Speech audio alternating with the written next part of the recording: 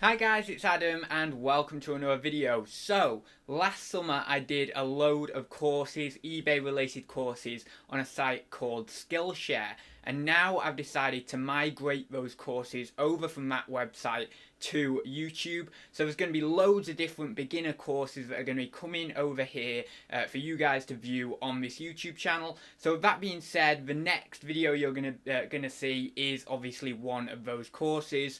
So yeah. Hope you enjoy.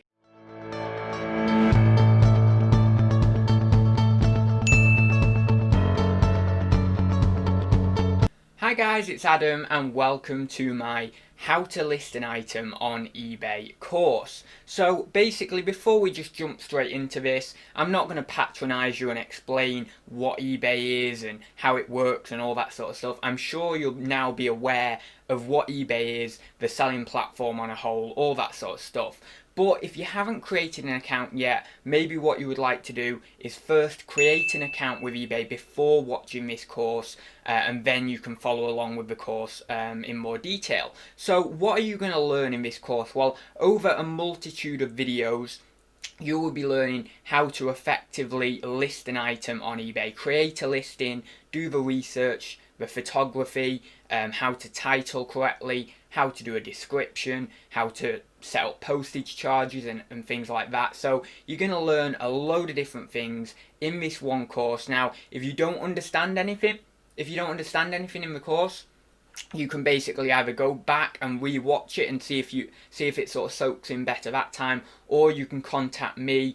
I will be putting some links on my bio on Skillshare, so that then you can actually contact me with any sort of queries or questions you may have about anything you've seen here in the course. So I am Adam Robinson. If you don't know, I've been selling on eBay for 3 years, and I was also selling before that. However, because I was a lot younger then, I didn't class that as my kind of professional career on eBay. And 3 of the years I've been selling, over the past 2 years I've actually been full-time on eBay, and I've sold, I believe it's over 5,000 items now on eBay, which is pretty crazy, and I'm a top rated seller. I believe I've got a power seller level as well, or a power seller badge, and I am obviously within the UK, if you can't tell from my accent. So if you are in the US, some of these things might be slightly different, or if you're in another country, it might be slightly different, but hopefully you'll get some value out of this course. So let's just jump right into it. First off, I'll show you maybe how to do some research, and then we will get on and actually create a listing. So I hope you enjoy the course. As I say, any questions, please do contact me in my bio. So I'll leave it there, guys, and I'll see you in the next segment. Right guys, so what I've done is I've actually searched the item that I have chosen. So I've actually chosen to list this item here with you guys today. It is an Adventurous Spirit Davenport Limited Edition plate. And as you can see, I've just typed in the search bar there, Davenport William plate. And you don't necessarily need to string out a really long search term, because that might refine your search down too much and you might not be able to find the item. So I always do quite a broad search of maybe 2, 3, 4 words, and then it pulls up the maximum amount of results that is possible, really. So as you can see, we've got a few here that are listed, and this is listed, these haven't sold yet, at about $14.99, $15.99, and we've got a few here for $25, and you can see the same one I've got is listed for £25.50. But how do we know that that price is achievable? Well, you actually have to click the sold listings down here on the left hand side. So I'm just going to do that now.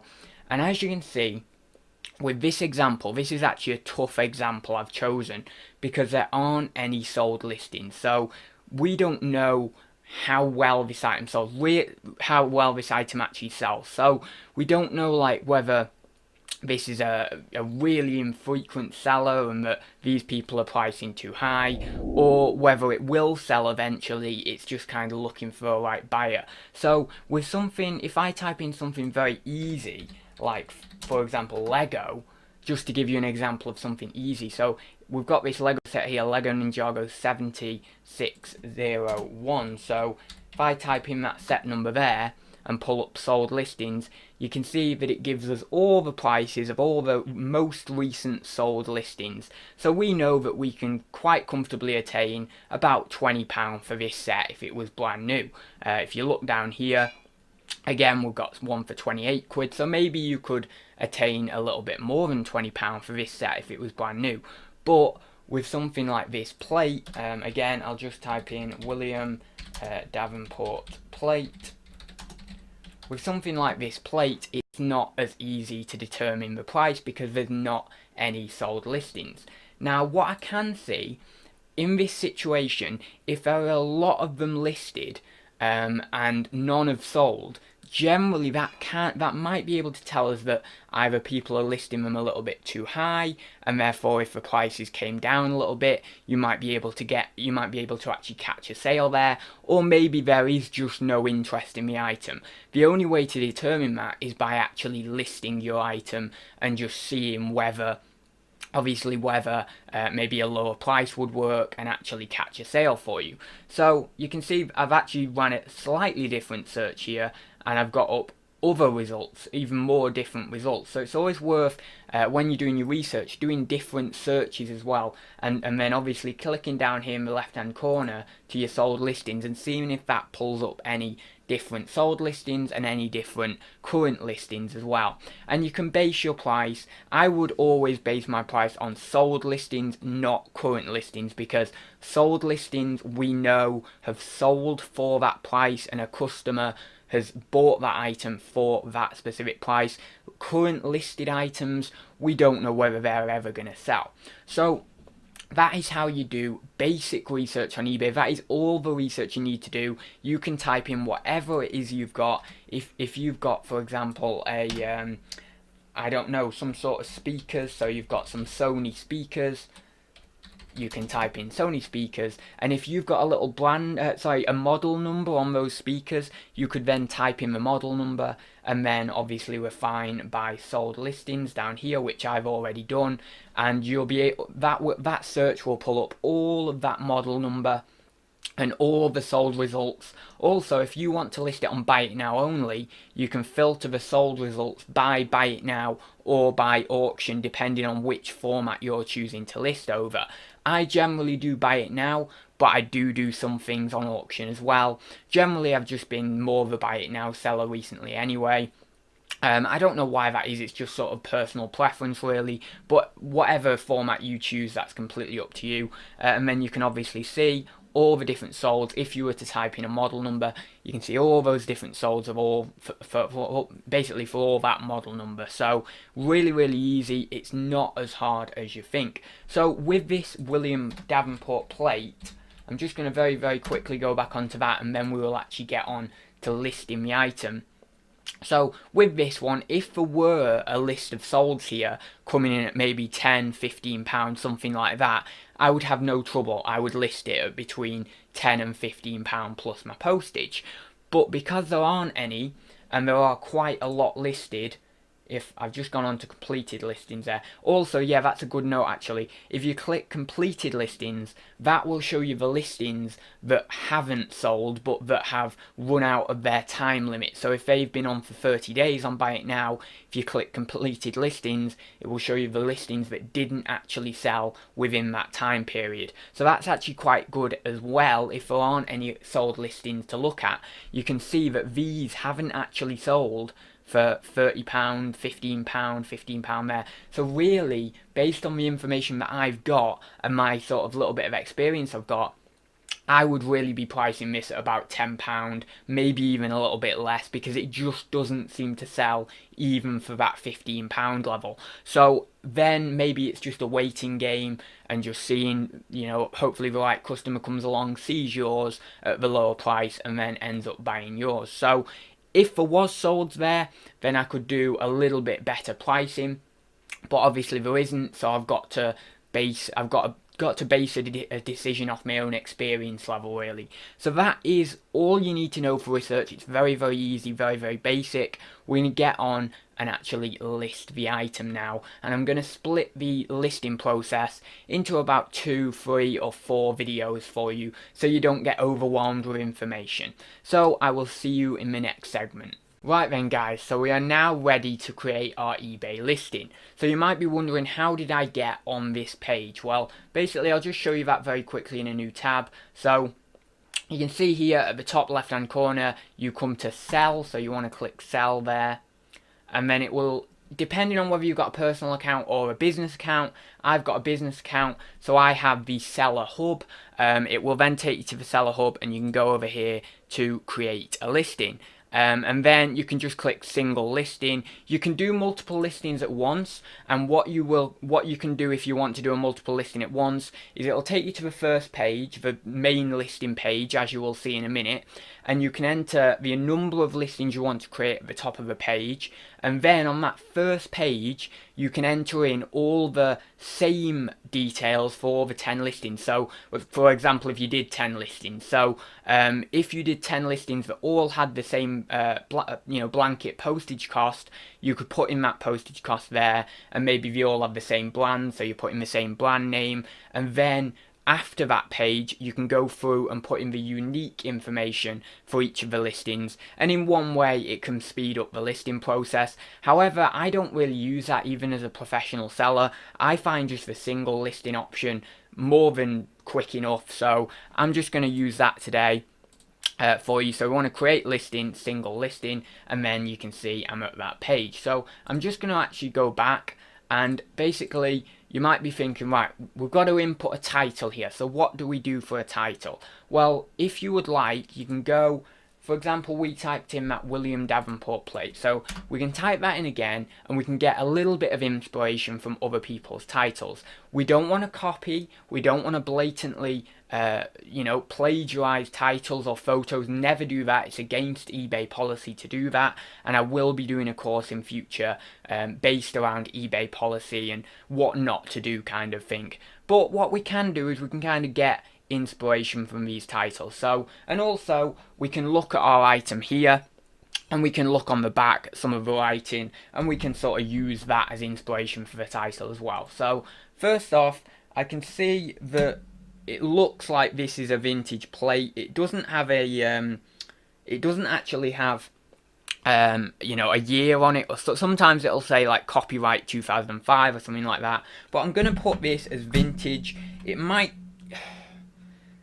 no, I'm actually not gonna put this as vintage because I'm on the fence about it now, but we'll just put limited edition or collectible Davenport. Always put the brand name in there, so, or Davenport collectible, something like that. So cut that there, put that there, Davenport collectible, an adventurous spirit, because that's the actual name of the plate. So an adventurous, where are we here? Adventurous spirit, an adventurous spirit, limited edition. Collectible, limited, maybe cut that out. And it does take a bit of rearranging to do your title and getting your keywords right and making the title have a little bit of flow. So Davenport, an adventurous spirit, and I'm just going to put those there like that. Limited edition, collectible, yeah, we want collectible in here actually, that's better. William People's Prince. And then we could put something like ceramic plate. Now I might be going over my characters there, but don't worry, because we want to pad the title out as much as we can. We want to pack in as many keywords to that title as we can to get that item found, to get as many eyeballs on it as we can. So we've got Davenport, an adventurous spirit, limited edition, collectible, William People's Princess, ceramic plate. So we're just going to click, just click get started. And then it will create the actual draft.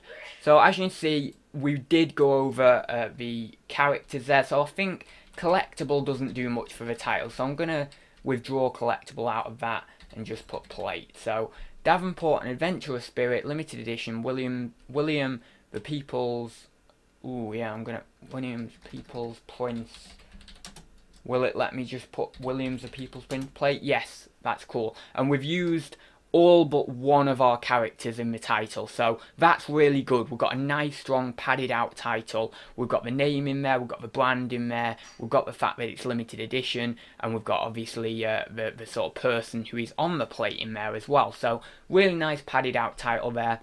Now, you can put in a subtitle for £1.20. I never do this. Some people do it. I don't know whether it gives your listing more of a boost or anything like that, but for £1.20 per listing, I'm not doing that, especially at a £10 item. Maybe if it was a £100 item, £50 item, something like that, I might consider it, but I've never really done it in the past. So also you can put a custom label here, and I believe that's for if you want to sort of track your inventory. Now, I don't actually do that. I don't do the custom label, but feel free to do that if you would like to. You can put anything in there, any sort of like a, I think some people have a sort of alphanumerical system that they use, and they'll put a number or a set of numbering letters in there. And then we want categories. Now, the good thing with eBay is these days it suggests the category quite well. So obviously here, just going off the title, eBay has made a suggestion that this one's going in collectibles, royalty collectibles, Prince, William and Harry, and I think that's quite a good fit. Obviously the other suggestion we've got is collectibles, decorative ornaments and plates, collector's plates. Now if you don't like that fit, if you don't think that that's a good fit, you can actually, I think it's just search categories, and then you can look up a category and then add the category, or it might actually be browse category, browse categories there either as well. And yeah, this is the one I'm more used to, so you can actually just choose it, like you can go in health and beauty and then refine it down into a single category. You can pay for extra categories as well. You can add a second category, but as you can see there, fees may apply. And then you can put it, if you've got a shop, I've got a shop, I'm on the second level shop, which is a featured shop. I've been on there for a while, but unfortunately I've not sorted my shop categories out for a long time, so that is actually something I need to update.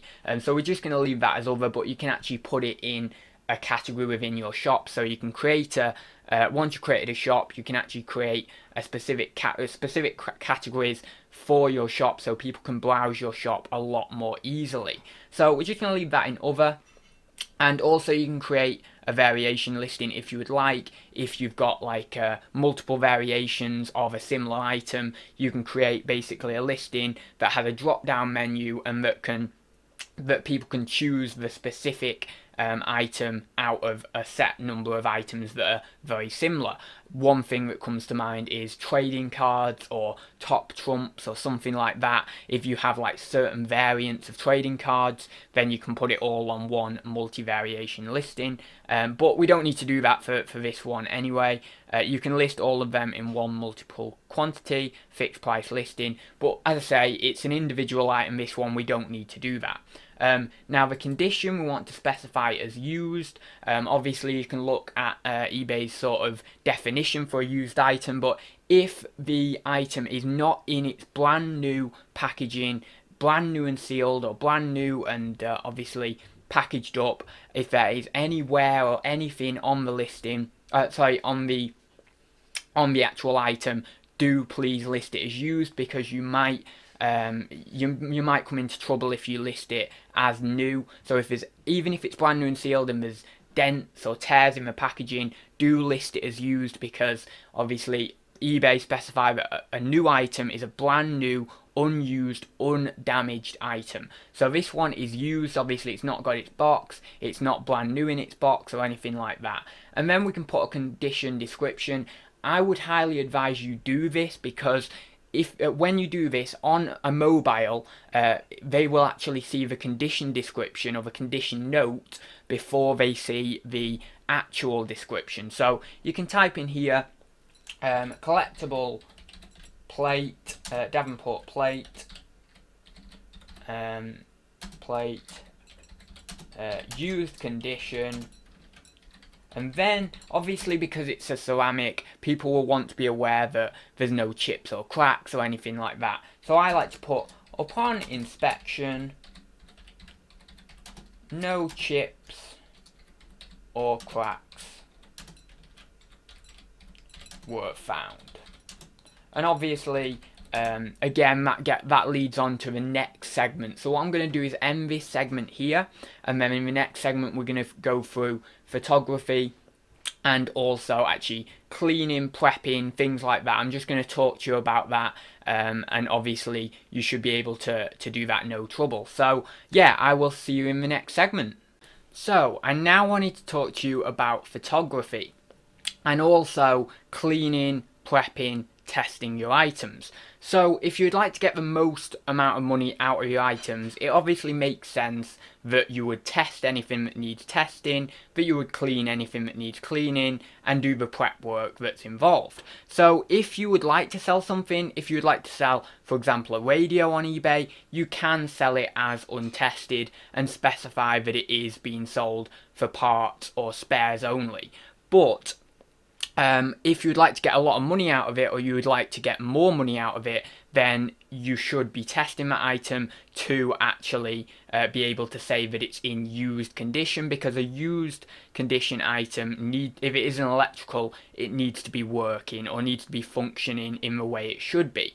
So obviously this, I can't really give all details on how to test everything in the world, because obviously it depends what you get. But if you've got a radio or something like that, if you've got a VHS player or a DVD player, obviously, you know, you'll need things like SCART leads on standby. If maybe you pick a DVD player up and it doesn't have a SCART lead, you'll need a SCART lead to test it and then obviously sell it. I generally sell my DVD players with the SCART leads. Obviously, if you're picking these kind of things up to sell, you'll need to make sure they have the remote and things like that with them as well. But things like VHS players, DVD players, they're not too hard to test. You should be able to kind of work that out on your own. There's plenty of YouTube videos and things like that on various different models for testing various different things.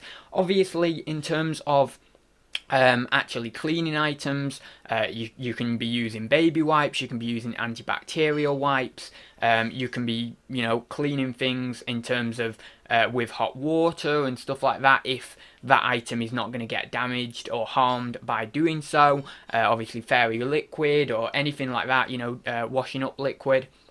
But basically just clean your items, test them as you see fit before you photograph them. Then what I'm going to do right now is actually just do a cut for a little second to a clip that I did of my photography setup. So obviously now you should be able to see that setup. It's just a couple of lights, and obviously you can see the item on the photography area there. So hopefully you'll be back with me now. And yeah, basically that is my setup. So I have a couple of large boards of white melamine, and I have two large photography lights, which you can get on eBay for around £30, so it's not that expensive really. And that setup is really, really good. It looks really, really good on the photos, and I'm really happy with it.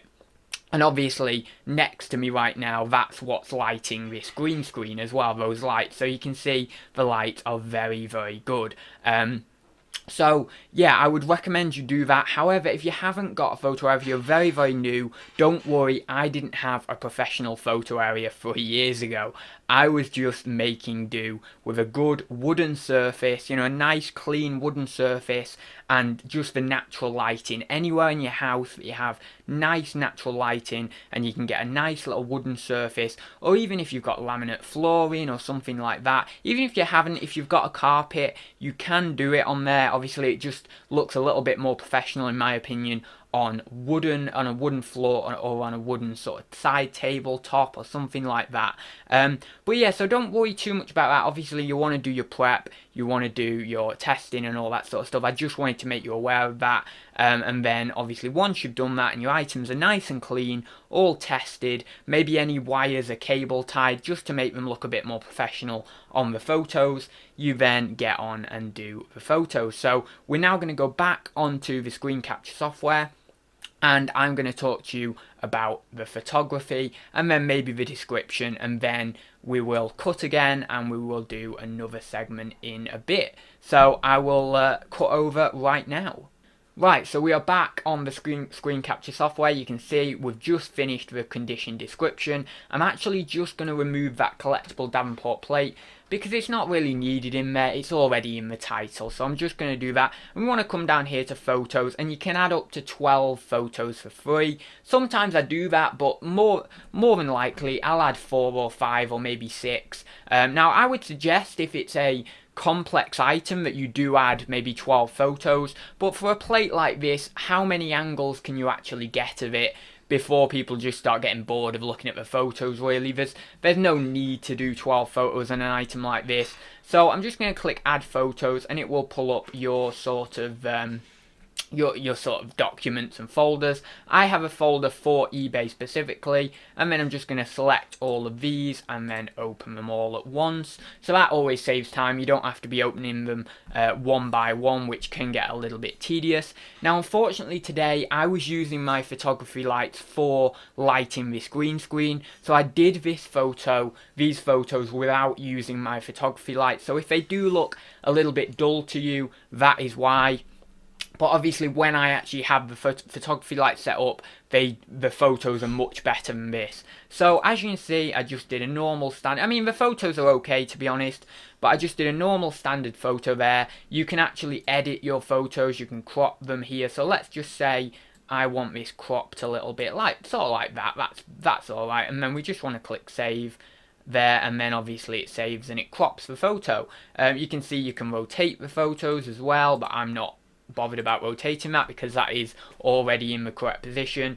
And you can touch up your photos and all that sort of stuff, auto adjust it, adjust the brightness, all that sort of stuff, and sharpen the photo. I don't generally do any of that. And I actually still use my camera phone. Obviously that is something I didn't mention about photography. I know a lot of professional sellers who use cameras, and that's perfectly fine. However, I've always found that the camera phone is okay. So if you have a phone like an iPhone, I've got an iPhone 5S. If you have even better than that, or you have obviously a Galaxy S7 or what, Samsung phones or anything, they'll do the job perfectly fine. And I know that a lot of sellers, professional sellers and amateur sellers, use their camera phone, as well as both professional and amateur sellers use cameras as well. So it really depends on your preference.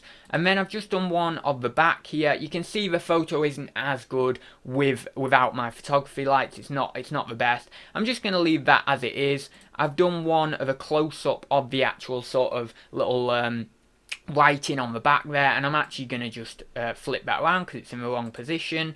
So I'll just save that there. I might also crop it as well because it looks a little bit, yeah, I think I'll crop it to about here sort of thing. I want them to get a good look at the text there and be able to read all of it, or at least most of it. You can see there, I can click to enlarge it here. You can see we can read all that text. It's a decent enough photo, an adventurous spirit, that sort of stuff, lovely. So I'm really, really happy with that. And then what I do on ceramic items or on jugs or pots, I didn't mention this, but I also sell mainly ceramics, antiques, collectibles. So a lot of those items need actually measuring, because obviously they're things like plates and things like that, and people want the measurements. So I always do a photo with obviously the diameter of a plate, with the tape measure there, and you can see it's not anything fancy, it's just a normal basic tape measure, and you can see it's 24 centimeters in diameter or just below. So yeah, quite happy with that one. Nice little photos in there. That's all you need to do. Obviously you need to transfer them to your computer off your phone or your camera, and then just upload them from the folder that you have them in. So yeah, that's just the photos there. So eBay is now recommending item specifics. They really do push this, and many professional sellers believe that the more item specifics you actually put in, the better. Basically, they want you to put in more item specifics, and people do believe that it actually helps rank your items or helps boost your items up the search results. So here are some of the item specifics. These are different from basically any for every different item in different categories, you're going to get more or less item specifics. So type. So what's this type? Well, plates would be the type, wouldn't it? So we're just going to add plates there. Manufacturer is Davenport, so I'm going to see if that's on there. No, it isn't. So you can enter your own. If it's not on there, just enter your own. Davenport. So I'm going to do that. Royal Reign. Well, I'm assuming that would be Elizabeth II, even though it's a William plate. And I'm going to enter my own, because I don't... Was this a birthday plate? I don't think it was a birthday plate, was it? Was it a birthday plate? No, it doesn't look like it was a birthday plate, I don't think. This plate is officially listed for trading on... No, it doesn't look like it was a birthday plate, so I'm just going to put to commemorate William. Just put that in there. It doesn't have to be perfect. And then, obviously, it's like an official release. Is it an official release? In the official limited edition, yeah. So I'm going to put official release, tick that on the features. Country, does it say where it was made? I'm guessing it was the UK anyway. I'm pretty sure if it was Davenport, it would be the UK. So I'm going to put, going to scroll down to United Kingdom, if it'll let me. There we go, United Kingdom. And then I'm not going to add any more features, that's fine there. Yeah, I'm not going to add any more features, that's okay there. And then we come on to the item description. So what I'm going to do actually is pause this segment here, and then we'll go on to the item description, and hopefully as well after that, the postage, and then finally the last little few bits that we need to do before we actually create the listing and submit it. Right then guys, so we are now on the item description where we left off last time. So what I do is I come up here to the title, I copy and paste that, and then I paste it into the item description. And I don't actually put that much in the item description these days. You can go all out and you can do a massive description, that is fine if you would like to. However, I sell things day in, day out. Generally I can sell between 5 and 8 items a day quite comfortably, just using this little, very, very simple little description. Obviously what I do is try and let the photos do the talking. Just obviously people can see the item, people know what they're going to get, so it doesn't need a massive description. You can also copy and paste that in there to make your life easier, because after all, this is let's say we're going to list this for £10. We need to be listing multiple items a day to be able to get any sort of income from this, so we don't want to be spending half an hour on one listing. Generally I'll spend about 10 minutes on a listing, especially if it's a £10 item, maybe even less. But if it's a more expensive item, maybe it's a £100 item, I might put a good couple of paragraphs in this description, really highlighting everything that I can. But what I'll do, obviously I've just put used condition, upon inspection no chips or cracks were found. Obviously made by Davenport, something like that. Import sort of royalty collectible plate. And you don't need more than that really, because as I say, they can see in the photos that it's in good condition. They can see all they need to see. They can see as well, this is why it's important of doing a photo of the back, because the description, that takes all that information out of your hands in terms of having to write it in the description. They can see that information without me having to write all of that down in the description. So essentially that actually covers part of your description, which is kind of a nice way of getting out of a little bit more work. You don't have to do as much work. So it's all about working smart with eBay and trying to figure out ways where you don't have to actually put loads and loads of descriptive things into the description or the title and all that sort of stuff. But obviously I would suggest you do a good long title to obviously get those keywords in, and obviously that will help rank your item better. So really that is it. That's all I would do for the description. Sometimes I'll bold the title bit a little bit, so it just gives it a little bit of emphasis on that title there. But as you can see, there's nothing more that really needs to be said. They can see everything about the item, so that's that really. And obviously you want to just click on standard, not HTML, because that's obviously written in HTML. So you can choose the format down here. So this is the selling details we're on to now. So I'm going to choose fixed price. However, you can choose auction if you would like.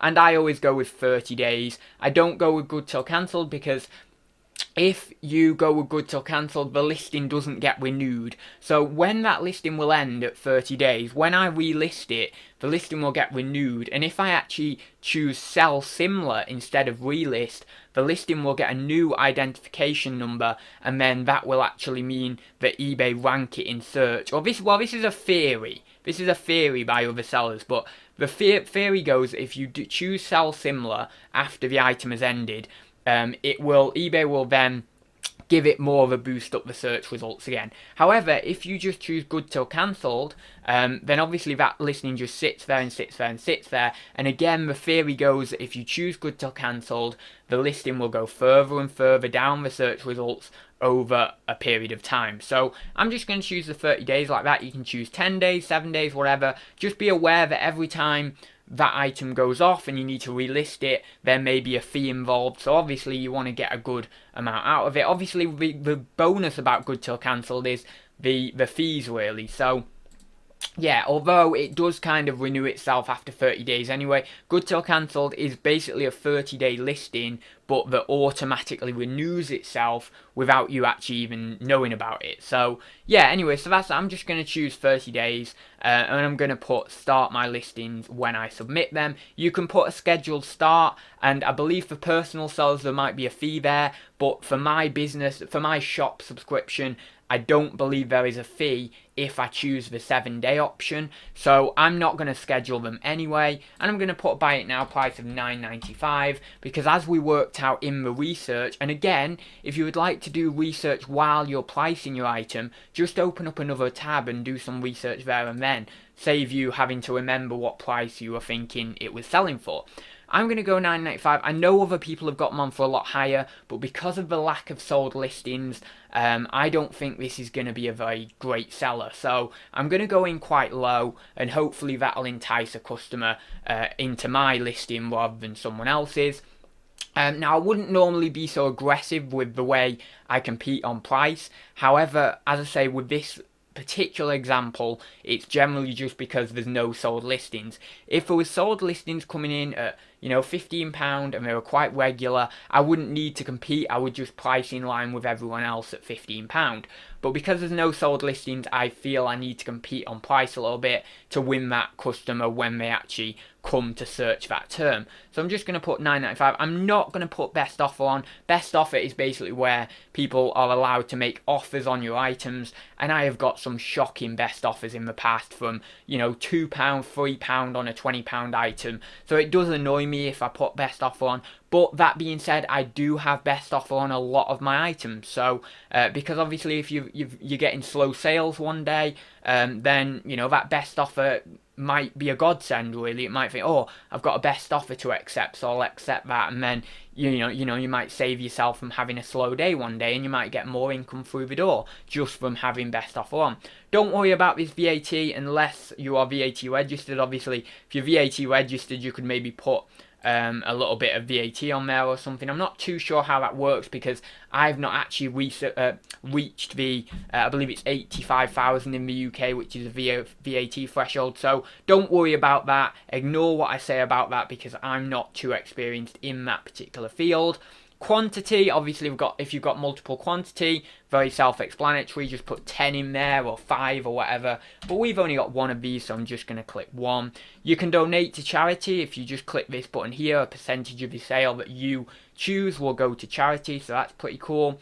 And then you can see your return policy down here. If you are a personal seller, I don't believe you have to accept returns, but if you are a business seller, you have to accept returns. I've got it on 30 days, and I've got return accepted within the first 30 days of purchase. A return address will be given on the parcel. So if you are obviously if you are a business seller, you need to accept returns in the UK. No questions asked. I believe it's the same for the USA as well. Do not be one of those people who puts returns not accepted on your items when you are a business seller, and please do register with HMRC as a business if you are going to do this as a business, i.e. if you are looking to make profit on an item you are selling. So that is that, just return options. And then finally, delivery details. Obviously, I've got it preset to Hermes track now. You can go on the Hermes website. I've got a little what do you call it up here, bookmark for Hermes and bookmark for Royal Mail up here. You can go, if you type in Google Royal Mail are prices or Hermes prices, you'll be able to pull up a list of prices for the sort of dimensions and for the weight of the parcel. So for example, I know that this item will go Royal Mail second class, and I know that the postage price that I will be paying is £2.85. However, you get charged 10% fee on by eBay on your postage cost. So I will actually be paying about £3.30. So what I'm going to do, as well as that, I've got a little bit of packaging cost to cover. So I'm going to put my postage cost as £3.49 to make sure I cover the £2.85, the extra the extra 34 pence fee from eBay, and a little bit of packaging cost as well. So that all includes into your postage. So factor in, as well as the postage cost, factor in the obviously your actual fees with eBay and your sort of packaging material cost. Hopefully somewhere on the screen I will put the Hermes prices and the Royal Mail prices for you, or at least links to those websites, so you can see for yourself what sort of the boundaries are for postage prices, and you can look into that at your own leisure. Shouldn't be too hard at all, just to see with Hermes 2 to 5 kilograms it's £6.49 or whatever it is. So it shouldn't be too hard for you to look into that of your own accord. But as I say, I'll put some links or postage prices on the screen now, or in just a minute ago. So yeah. You can also offer local collection, and you want to set your dispatch time. This is how long, once an item sells, this is how long you maximum until you send it out. So if you had a 1-day working dispatch, if something sold yesterday, you would have to send it out the next day. Otherwise, eBay would give you, if you sent it out later than that, they may give you a late delivery defect, which can affect your seller performance. So choose one that suits you. I have mine on 3 working days, which is pretty high at the moment, but there is a reason for that. My local post office has just closed down, and I have to travel further to get to the post office, so I'm doing fewer trips in the week to the post office. So to make sure I don't get any late delivery defects, I actually extend my dispatch time for the time being. But normally I would have it on 1 or 2 working days, and that will help sales as well. The more your dispatch time is, the longer it's going to state on the eBay listing that the buyer is going to be waiting for that item. So obviously the less dispatch time you have, the better for the customer, and it means that the customer is more likely to purchase your item. So if you can, leave it at maybe 1 or 2 days. If you want to be really efficient and you're really on top of your parcels, maybe click same day as well, so that's fine. So yeah, and then obviously international postage, if you are opted into the GSP program, then you can click that. If you're not opted into the GSP program, or you've not got an invitation, which if you're likely watching this course, you won't have an invitation to the GSP program, so don't worry about that now. But if you are in the GSP program, then please click that box there, because it will allow you to send items to an eBay hub located in the UK, and then from there eBay send the items onto the customer in another country for you. So it basically takes off all the pressure of international selling for you, because as soon as it reaches the eBay warehouse in this country, you don't have any liability if that parcel were to go missing in the international portion of that parcel's journey. So anyway, but don't worry too much about that, because obviously if you're new, it's not anything major. It's nothing that you need to be it's nothing compulsory or anything. And then obviously this here, I don't enter the packaging weight or dimensions, because I basically set up my postage outside of eBay. But if you were to kind of set your postage up inside of eBay, this might help you further down the line when you come to obviously purchase postage. And then finally, you can exclude any postage location. So if you don't want to sell to a certain country, you can exclude that country, and anyone who's looking at your listing from that country, they won't be able to buy it, or your listing might even be hidden from that person. So you can see down here your fees as well, which is quite handy. So you can see if you've accumulated any fees for this kind of, for this listing. If you've added a subtitle or anything like that, your fees for that will show up down here. And then finally, you just want to click, obviously, I just want to review this listing, make sure there's nothing in this listing that's, bad or anything, or if it's all alright. So we've got this here. So just, as a final precaution, review your listing, have a look at everything. Is it alright? Is it looking cool? Is everything, are you happy with the price? Are you happy with the duration? All that sort of stuff. And then finally, just click list with displayed fees. It will just submit the listing. And there we go. And you can view your listing live at that address there. So success, your listed item. You listed your item for sale. I can't even say that. My brain's going off. Anyway, so view your listing. You can view it here, and you can also share it on social media if you'd like to get a bit more coverage at the start. And you can see here. Davenport and Adventurous Spirit limited edition plate. You can see the condition note that we put is in there. You can see the photos are on there. Postage price is the same, and then you can see the description there. For whatever reason, that shouldn't be like that. It should be actually, the description should be coming across there. So I think the listing isn't quite put on properly yet. There we go, that's it. So that's how it should look. So there we go. And the title should, oh no, maybe that's not come down any yet, but the title shouldn't be as close to that line as it is. It should be a bit further down. But yeah, so there you can see postage and payments in there and everything. So that is your listing. That is the course done. So I'll just flick back onto me very quickly. We'll do blank scene there. So thank you very much for watching, guys. If you did get a good bit of information out of this, I'm really happy. I wanted to put quite a bit of effort into this course, so I hope I have done, and I hope that you obviously appreciate the effort I've put in. If you would like to see any other courses, then please do contact me with anything you would like me to do. Obviously, as I say, I do have some experience in this field, so why not do some courses on this, and why not help some people out? That was what my thinking was. And I will leave it there, guys. Thank you very much for watching this course, and I will see you in the next one, which hopefully will be very soon. So I'll see you very soon.